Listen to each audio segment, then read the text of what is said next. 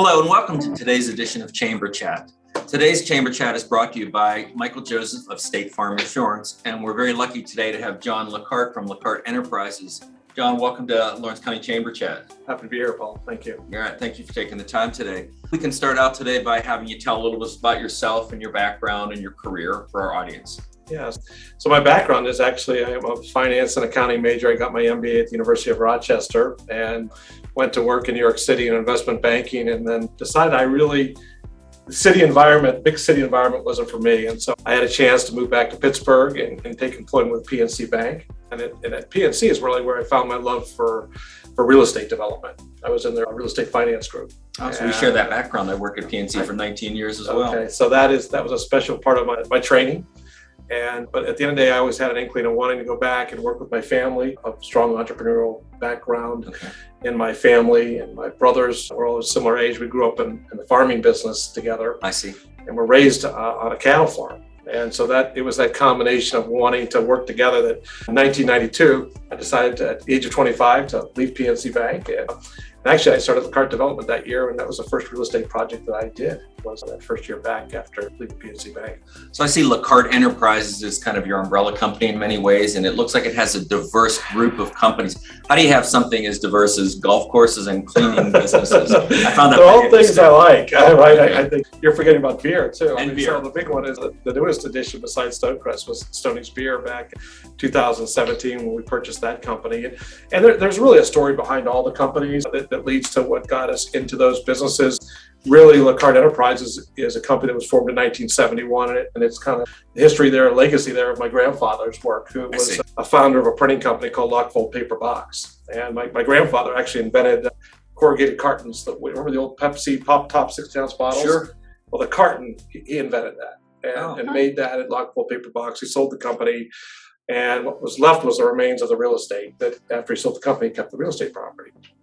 And my father, in 1986, bought a dry cleaning company. And that was really an offshoot of, I had an uncle in Cleveland, Ohio, that had gotten in the dry cleaning business in the 80s. It was doing really well. And so a little mom and pop dry cleaner came for sale in Charlotte, Pennsylvania. And I was going into college, going to be a business major. And I told my dad, I think you should buy that. And it was the worst decision we ever made, or he always say to this day, it was the worst decision I ever made. Well, entrepreneurs make some mistakes from time to time, but that's part of the learning. It was a blue-collar town where no one dresses up and wears suits and ties. And we had to figure out how we were going to fix that mistake or right that wrong. And that's really what led us into the uniform rental business, which was the industrial cleaning business, which really was a great decision. We've really expanded that company into 3 states. And along with that, we took the dry cleaning business with it. We ended up acquiring my uncle's company in 2008 in Cleveland. And, we're a tri-state operation in laundry. And the laundry really became the part of the business that allowed us to expand into other things because it became a cash pump. That was the business that generated the income to allow us to invest in things like real estate. That is really a focus and passion of mine. So I was going to say, I think I can sense that your passion in all of these different businesses is real estate. Yeah. And John, I know you're involved in a very exciting project with the Stonecrest Golf Course in the southern end of the county. Can you give us an overview of that and maybe tell us where that stands? Yeah, we're really excited about that project. And, I have a passion for golf. And so the fact that in the meantime, we're running the golf course, I've kind of enjoyed that. So we're very much in a planning and engineering stage right now. Okay. We've gotten tremendous cooperation from the state and from local county government, New Beaver Borough. And all of that has come together to allow us to want to move forward with a project like this. If it wasn't for the support from the Business in Our Sites program at the state, this project would not be happening. But I would also tell you that if it wasn't for the support of the local chambers, the county commissioners, and New Beaver Borough supporting us in terms of some tax incentives for the project, it wouldn't be a viable project for us either. But getting those approvals last year, getting the Business in Our Sites funding from the state has made this a very viable project. And so the stage we're at right now is we are in engineering and permitting. We're well along in that, actually. And it's really exciting now because we go to my house right now, on my dining room table, you'll see these plans everywhere. And, we're really conceptually working on just things like where's the entrance have to be now because of turning lanes. Because we're starting highway occupancy studies with PennDOT. We're trying to figure out the engineering. How are we going to get the sewage down to? We actually have 2 routes to go. We can go to Koppel or we can go to Wampel, and they're about the same distance. So we're trying to figure out what are the pros and cons of which direction is the best place. Does the geography play some role in figuring out where that goes? Absolutely, a big part of it. And so it's an exciting stage. Although I can say that, the permitting stage it's prolonged. It's a pretty protracted thing. A little more painful. It's a little painful. We're looking at least a year to get permitted. We have wetlands on the property, Of course. With golf course, and there being some penalty ponds and things like that. Of course, those are things we have to deal with, streams. And so we're working through that right now to figure out exactly how the park will lay out. When you were in the site selection part of the process, John, how did you happen to come upon Stonecrest? So it was brought to me, and I believe it was really Linda Nitsch who brought the project, a co-worker of mine, a very dear friend of mine by the name of Luann Pollock. And she came to me, and really I had charged Luann. I said, look, with what's going on here with the cracker plant, I really feel like we should be looking to this area to find a good piece of property that we can build some pad-ready industrial sites. Again, my passion is industrial development, and had some success in a very similar type of region in the south area of the state, which is the Mon Valley core region. So we've done a lot of industrial projects in that area with a project called Alta Vista, and it's in Fallowfield Township, Charlotte, Pennsylvania. And again, we've pretty much had sold out that project, had a lot of expansion, say, well, what are we going to do next?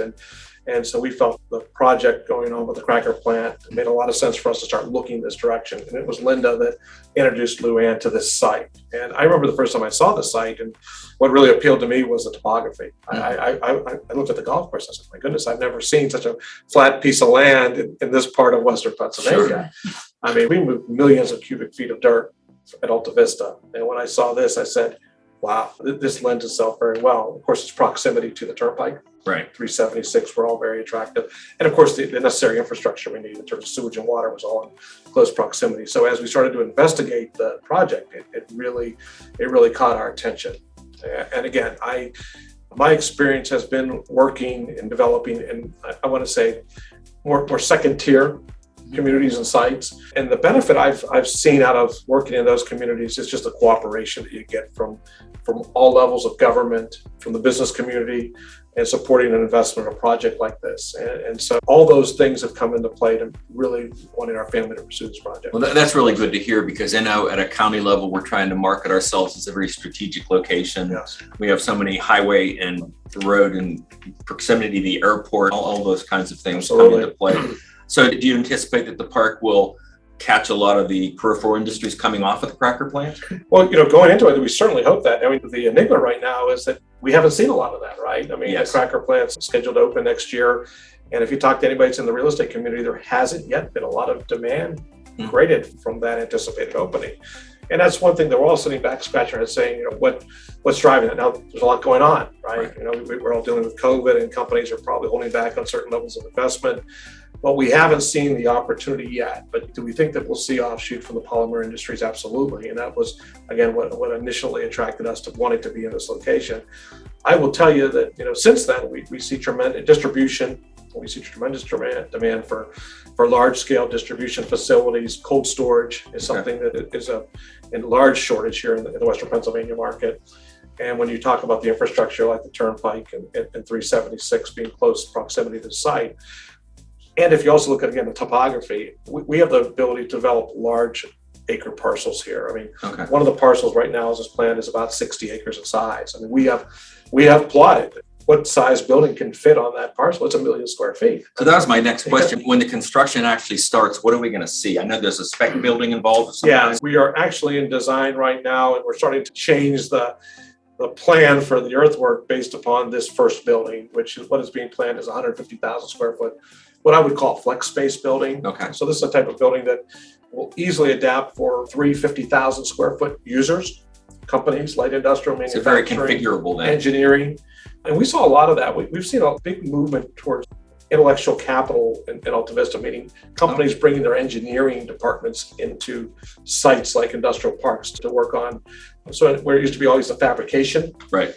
We've seen a lot of engineering jobs come into some of these type of buildings that we've developed at Alta Vista. Those are nice high-paying jobs. They are. Family sustaining. They are. And so we've had a lot of flex with that type of product in terms of a building. So the initial building design or concept right now is 150,000 square feet, that obviously suitable for one company, 3 companies, 2 companies. Sure. Have some flexibility to it. And I know that's talking to Linda, we work closely together. She mentions that our county does lack that sort of ready to move into 175,000 square foot buildings. So it's good to hear that that's coming. Yeah, that's what I've been told. I mean, there's been the average amount of space that's being requested in the county is something like 135,000 square feet. Okay. Which you don't have. It does, Class A industrial space of that size does not exist in the county. And that's what we want to first start with, right in that sweet spot. And of course, we have had some inquiries. I've been good and exciting. That's very good to hear. And that I can speak about. But of course, we do have people that know the project is something now that is going to happen. The single biggest question after can you do it is how soon, right? Timeline. So it sounds like 2022, you may still be in some of the permitting phase. When would you see the construction actually So I think it's starting? spring of 23, honestly, for Okay. the first building. I think when we were looking at a 1-year permitting process that has technically those permits have not even filed yet because we're finishing up conceptual design.